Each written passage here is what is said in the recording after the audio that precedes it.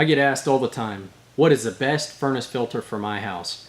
That answer may not always be really simple, but it can be a lot simpler. Let's take a look at some common furnace filter options to determine which one is the best for your house. So what are the most common types of furnace filters? Most furnace filters that we see fall into one of these two categories. This is often referred to as a hog hair filter media. This typically wraps around the blower assembly in your furnace. They don't do a real great job of filtering out anything besides trying to protect the blower assembly and heat exchanger from some dust. But they're really tough to get a good seal on, and they should be really replaced if you have a house that's using one of these. Most homes that we see today would be using what we see here, which is a 1-inch thick dust stop, which is this style of filter. This filter is a MERV 4. MERV is the rating system used for filters. It stands for minimum efficiency reporting value, and really it's just a fancy way of saying how much dirt will this thing capture. Now, a MERV 4 means that it'll capture approximately 80% of 80% of contaminants down to 10 microns. So a 10 micron particle is about the size of baby powder. So imagine, if you will, taking a thing of baby powder and pouring it onto this filter. 80% of it's going to get captured by the filter, and 20% of it's going to fall through it. Now that 20% that falls through is going to go through the furnace, through the air conditioner coil if you have an air conditioner on it, and it's going to go back out into the house, collecting in dust and contaminants and allergy causing particles all around your house. So the advantages of this filter are it's readily available. You can find these everywhere. They're very cheap, $1 or so a piece, and they're simple to change. A lot of times people change them every 30 days, 60 days, something to that effect. But they're a very basic filter, and they're not designed to capture any dirt or protect you or your family from any sort of allergies. In order to increase the efficiency of your air filter, what needs to happen is the holes that are through this need to get smaller. Now, we do that through an increased density in the media. If we were to take this style filter though and just increase its density of the holes, or shrink the size of the holes so that it captures smaller particles, what happens is that the airstream gets too much resistance going through it, and the furnace blower can't move the air through the system. So in order to overcome the added resistance, we increase the surface area, which is the purpose of these pleats, which this is called a pleated filter. These filters, a pleated filter typically is around a MERV 8. MERV 8 allows you to capture approximately 95% of contaminants down to 3 microns. And 3 microns gets us in the realm where we can capture things like bacteria, skin cells, and other allergies, dander, and those things that can cause allergies and help or cause more dust and dirt to collect in your house. So this filter is the start of where we can actually improve the air quality in your house.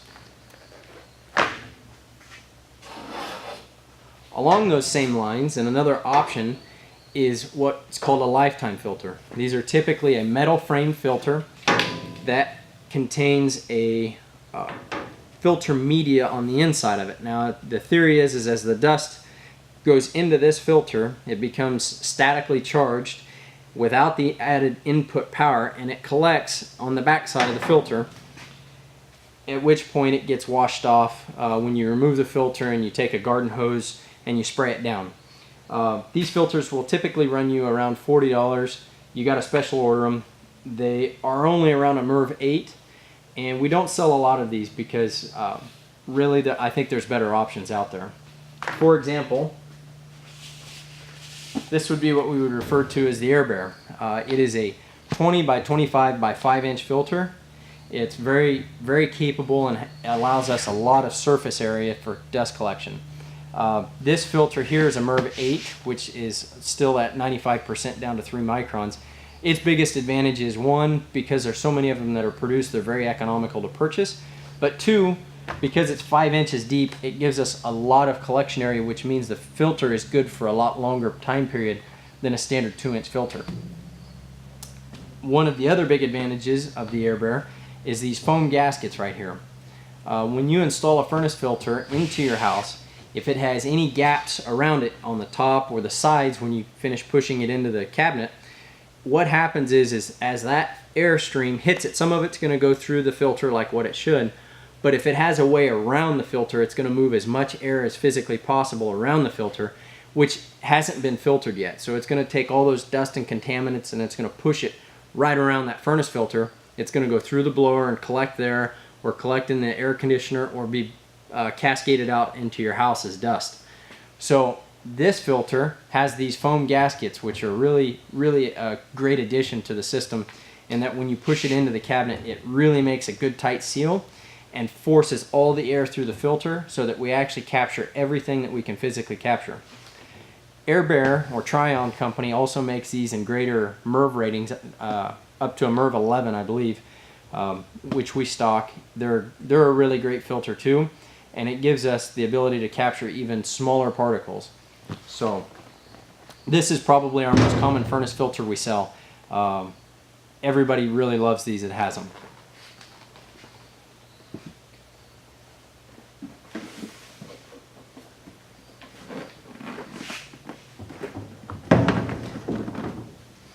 Now, if you or your family suffer from allergies, this is probably your best bet. This is a ultra high efficiency electrostatic or electronic filter cabinet.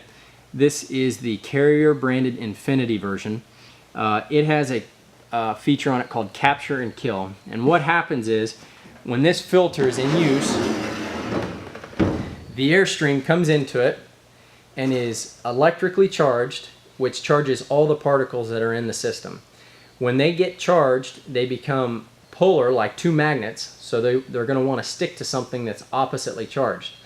The filter in this, if we flip this around, you'll notice it has all these black grid lines all over it on the edges of the pleating, and the pleating is much finer. That charge, the negative charge, if you will, is transferred into this these little black lines through two contact points on opposite corners. That charges the entire filter media so that it becomes electrically conductive, and that the dirt and contaminants actually stick to the filter. They're attracted to it through magnetism. This filter is highly efficient. The MERV ratings on these are typically 13 or higher, and they do an excellent job of trying to capture everything that we possibly can. The other thing that you'll notice with them is that all of the joints in them are sealed very tightly. They're all foam gasketed. Let's see if we can pop that open. You'll notice the big deep foam gaskets here, as well as this little furry gasket that allows us to seal this cabinet up extraordinarily tight, so that all of that air has to be forced through our furnace cabinet or filter cabinet. So these filters work really good, but they're the priciest of all the options. This filter, without installation, is going to probably run you close to $1,000.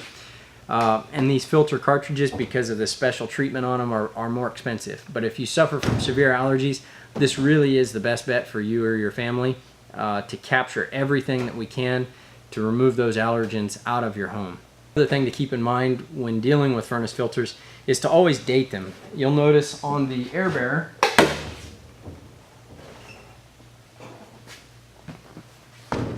the Airbear comes with a perfect spot to place the date. What you want to do is go ahead and date that every time that you change it, and then look at it to see how dirty it is before you change it the next time. So check it check it on a frequent basis. Look at it, be sure that it's still in good condition, or if it needs to be changed, go ahead and change it. It'll also kind of give you an indicator of how long they're lasting and how much dirt is being brought into your house through doors and windows and kids and everything else. So I hope you enjoyed this video dealing with furnace filters. They really are a very simple thing to change, and they shouldn't be so daunting. If you have any questions on your furnace filter or things that you could be doing to improve the air quality in your house, feel free to drop me an email. My email address is in the description below. Subscribe to the channel. I hope to bring you more great videos like this, explaining common things in your home that you can work on or change yourself.